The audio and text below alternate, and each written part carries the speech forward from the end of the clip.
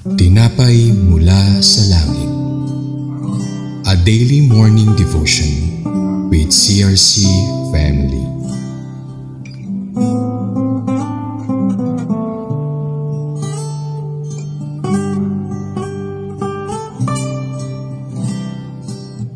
Isang mapagpalang umaga kapatid, ako si Sister Jessa mula sa CRC Calabanga Lutheran Church. Samahan niyo po kami sa ating programang Tinapay mula sa langit, ang pangaraw-araw nating debosyon sa salita ng Diyos. Ngayong umaga ay mapapakinggan natin ang kanyang salita mula sa Aklat ng Bilang, chapter 32 verses 6 to 7 na may pamagat na Moses reacts to the request of Reuben and Gad. Ngunit bago po tayo magpatuloy, tayo dumako sa maikling panalangin. Panginoon, ako po ay nagpapasalamat dahil muli ay pinagkalooban mo kami ng bagong hininga at bagong lakas. Salamat po sa pag-iingat mo sa amin, kung kaya't ngayon ay nakakapakinig kami. Patuloy ko pong idinudulog sa iyo ang aming gawain na ito upang maging kalakasan espiritual ng bawat isa. Ikaw ang magpala at magbigay karunungan upang mas maintindihan namin ito. Buksan mo po ang aming puso't isipan upang mas maisabuhay namin ang iyong salita. Salamat po Panginoon, patuloy na ikaw ang mapapurihan at maitaas sa aming buhay. Sa tanging pangalan mo Jesus, Amen.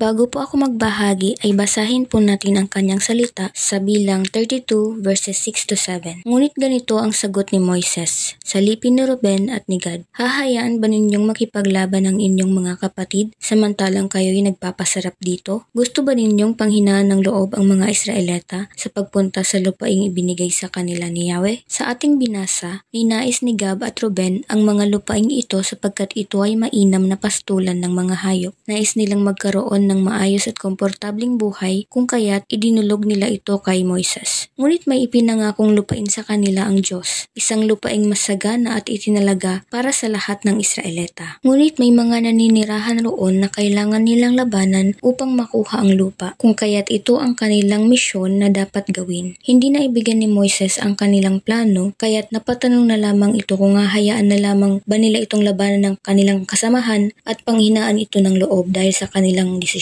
Nais ni Moises na ipabatid na kailangan nilang magtulungan. Ang pagkakaisa ay isang malakas na sandata at ang paghangad ng kasaganaan sa lahat ay ang dapat na kanilang maging layunin. Ang kanilang hangarin para sa kanilang sarili ay hindi makakatulong sa nakakarami. Ang pakikipaglaban ng sama-sama ay hindi lamang makapagpapalakas ng kanilang puwersa, kundi ng kanilang kalooban sa tulong ng Panginoon. Ang nais ng Diyos sa atin ay ang magkaroon ng pagkakaisa. Ang pagdamay sa ating mga kapatid sa hirap o ginhawa ay napakalaking bagay. Ayaw ng Diyos na sarili lamang natin ang ating iniisip. Mahalaga ang pagpapalakasan upang anumang problema, pagsubok ang dumating ay mapagtagumpayan. Tunay ngang napakabuti ng ating Panginoon sapagkat siya ang nagtuturo sa atin kung paano nga ba tayo magiging mabuting Kristiyano at kapatid. Kailangan lamang natin masangarin pa ang makatulong sa kapwa at magkaroon ng pag-ibig. Ngunit bago iyon, kailangan muna nating mahalin ng lubusan ang Diyos. Sa oras na ito, tayo ay manalangin. Panginoon, salamat po sa patuloy na pagpapaalala mo sa amin na bilang isang Kristiyano ay dapat hindi lamang ang aming mga sarili ang iniisip namin, bagkus pati ang mga tao na nakapaligid sa amin. Minsan nakakalimutan namin ito at madalas sarili lamang namin ang aming iniisip. Pero sa katuruan na ito, nawa ay matuto kaming maging mapagmahal sa kapwa, lalo na sa iyo, upang magawa namin ang nais mo sa amin. Nawa ay maging kalakasan kami at hindi katitisuran sa aming pamilya o sa aming mga kapatid sa pananampalataya. Samahan mo po kami at gabayan sa bawat plano na aming iniisip sa aming mga sarili na nawa ay hindi lamang ito para sa amin kundi para rin sa mga taong nakapaligid sa amin. Ikaw po ang patuloy na sumama sa bawat isa. Salamat po Panginoon sa pangalan ni Jesus. Amen. Maraming salamat po sa pagsama sa amin sa umagang ito and please be with us on our next episode bukas po 5:30 AM